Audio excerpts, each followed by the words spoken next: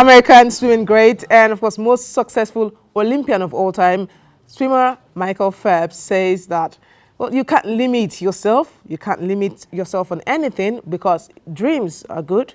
And, of course, with them, you can get further and further in life. Good morning. Welcome to Sports on the Weekend show. My name is Odiri Akpan, and I have a guest with me on the studio. Of course, before we get him in on the show, I'd like to touch on one or two topics. First of all, the headlines, quickly breeze through them. Let's start with Chelsea. We hear they are facing a possible 2-year transfer ban and a possible £45,000 fine because it's an infringement on the transfer policies of FIFA. And we also hear that this is a 3-year-long investigation. And we hear that they've investigated about 19 cases with 14 of them seem to be having issues, according to FIFA. So welcome to my guest, Bolaji Eti. He is a football enthusiast and a freelance sports analyst. Welcome to the show, Bolaji. Yes, thank you, Odiri. Good day, viewers. Okay, so let's start off quickly. We're not friends with time right now, but we'll go to a sad story in Thailand where 13-year-old Anusha Tasoka was killed in a boxing match. It was a charity event, but he was killed in a boxing match, and it wasn't a good one at all. It's a bad thing because apparently it's a tradition in Thailand where children box at an early age. They do it to earn money for their families, but this kid died of brain hemorrhage. It must have been a result of the injuries from boxing over and over at his young age, probably not old enough to handle such blows or hits. I think it's a bad one, really, for sports generally and boxing as a sport. And looking at the story, you see that it's a tradition for them in Thailand for them to earn money. And I mean, at a very young age, the guy is just, or the child is just 13 years old, and he's had about 170 bouts already. I mean, so he's been fighting since like 7. I think he probably has more bouts than Floyd Mayweather. So he's been fighting since like 7, and I mean, the older you grow, the stronger your bones become and all. So if someone has been receiving punches from the age of 7, so I mean, it's a bad one for them, really. Okay, so I do know that the legislators in Thailand are deciding, they're looking at a new law that that gives it under 12. From under 12, you have to have your parents' permission before you can fight. So maybe if they can improve the age from maybe 5, you start training, or 8, you start boxing, it can get a bit better. Now, as to if they can scrap the tradition entirely, which the world would like them to do, that's a different matter. But the uncle, who is also Anusha's trainer, came out to say that he would like a Thailand where children can fight, but they should fight with protective gear. To me, they shouldn't fight at all. Okay, let's go to football quickly. We have stories coming in from South Africa. Yes, Nigeria is there. We have match day 5 encounter with the Bafana of South Africa, and we have to take the match today. We'll be kicking off at about 2 o'clock South African time, and we need 1 point to qualify. Just 1 point. South Africa will need more than 1 point, maybe 3 points to wrap it up. They started on a good note. June 2017, they gave us a 2-0 defeat in Uyo, and we're planning to have revenge when we get to the FNB Stadium today in Johannesburg. How that will pan out, I don't know, but we are missing a host of players. We don't have our captain, Mikel Obi, in the squad. We don't have a former vice captain, Ogeyo Nazi. He's not available for us. According to them, they are injured. But we also are missing Wilfred Ndidi. Well, I think he's the midfield stalwart, and he is missing 2 suspension. We also have, we don't have Ojoin Kalo, who is injured. 6 goals in 3 matches. That is cutting the goal statistics for the Super Eagles in half. Yes, I think it's a bad one, really, for the Super Eagles. I must confess, I am really scared for us because in the midfield, we don't have Wilfred Ndidi, who has marshaled the midfield very well in recent times. Every time he's been called upon to play for Nigeria, he's been doing it wonderfully. And I don't know, there is this thing about Kenneth Rowe having problem with Mikel Obi and Ogeyo Nazi.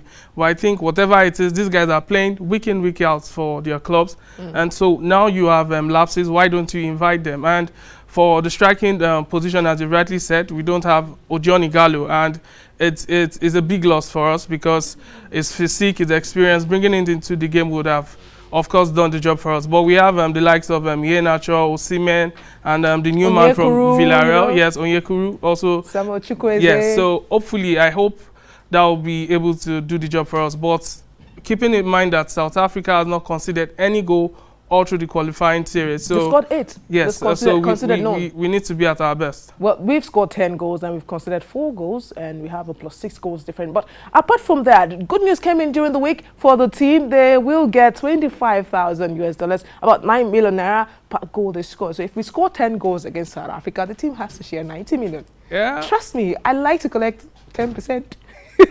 Score as many goals first, though. I think it's a good one. It's like it was by the governor of yes. the executive governor of Delta State. It's like a tradition for us in the country. When it's time for us to play games and get the goals, we come. The federal government comes in and say, okay, when you get a goal, we give you money. But is that going to be enough? It's not, because even the South African coach has been throwing banters at us and saying, whoa, okay, if money is your problem, my players have money problems, so we are going to go there and do the job. I think Baxter is deceiving himself. We didn't need money to qualify for the World Cup. They didn't. Of course. So it's just, at the end of the day, it's 11 players against 11 players. The money is just an added, it's like it's a backup.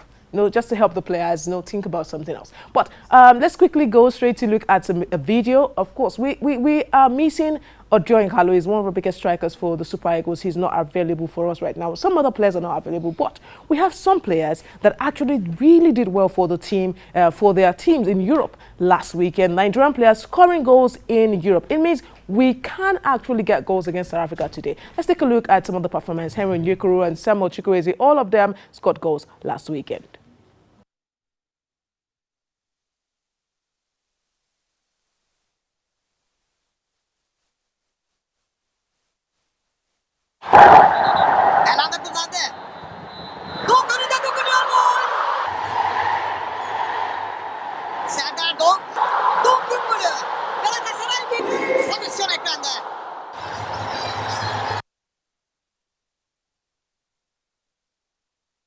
Bardzo rzadko uczestniczy w akcjach swojego zespołu ten młody Nigeryjczyk. Może teraz zobaczmy Chukwueze, wpada w pole karne Chukwueze, do lewej nogi Chukwueze, 1-0.